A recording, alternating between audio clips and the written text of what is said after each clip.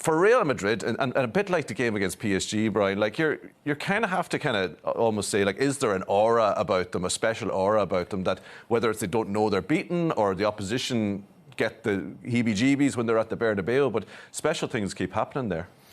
Yes, there is an aura about them. I mean, they've won the Champions League more often than anyone else. They carry themselves like a club that there's an expectation that they can produce extraordinary things on the big nights. And I've said over recent seasons that I thought that in decline. I thought last night there was signs that may not be the case. I think the introduction of some of the younger players, the emergence of Vinicius as a player, the emergence of Rodrigo when he came on, his influence on the game, and most of all Camavinga in the middle of the pitch when Ancelotti took off Cruz. I thought that was a sign of changing times also.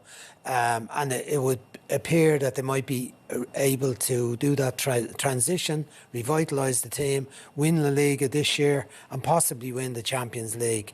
But you're looking at the influence of the most experienced ones, of Modric and Benzema. We show them in a moment, though. Have a look at give us your view on Chelsea's night. And I wondered, is it the case that they did not a hell of a lot wrong last night? I thought they played extraordinarily well, Tommy. I mean, they had to come up with something. The manager played it down. He was very downbeat about the performance last week, and rightfully so. But their approach from the off last night was just brilliant.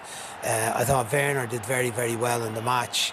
Here's N'Golo Kante striding before Alonso. This is the handball, disallowed goal after the match. Tuchel seemed to still think they had scored because he said we scored 4 goals in the night.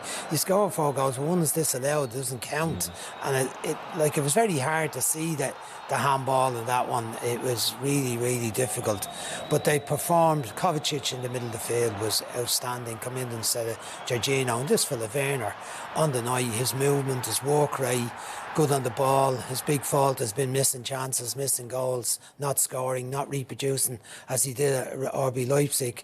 Got 2 goals at the weekend, hit both posts on the crossbar. I heard a funny comment during the match when the commentator said, is he allowed to take the goal post home with him after hitting both on the crossbar? But he got his 2 goals the weekend and seemed to lift his mood, and he was right at it. Mason Mount was extraordinarily good as well. But they made mistakes, and N'Golo Kante made a mistake on each goal, I felt. But overall, it was a brilliant performance and probably deserved for it to get through, but they didn't. Yeah, they didn't because, as Brian says, Damien, of champion mentality, isn't it, of these guys? I mean, Modric, you want to see Modric here? Yeah, I mean, call it a mistake from Kante if you want, but I mean, I don't care, man. That ball is undefendable. He gives it away, but he's tried to play it. It's still 40 yards from goal on the right-hand side. There's no legislating for what Luka Modric does there. You could watch that on a repeat, the replay of that. And I think Camavinga, the substitutions really injected life into Madrid, got them going, but they was spurred on by that ball from Luka Modric, and then they got the winner. Chelsea can be extremely proud of themselves. They put in an incredible performance.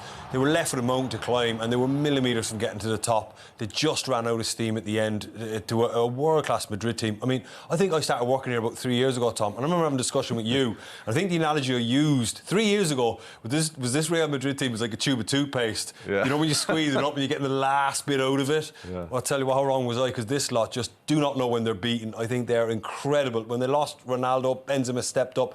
Modric just seems to be getting better and better. And fair play to them. A bit of toothpaste left in the tube, yeah. Well, they keep fighting a bit, yeah.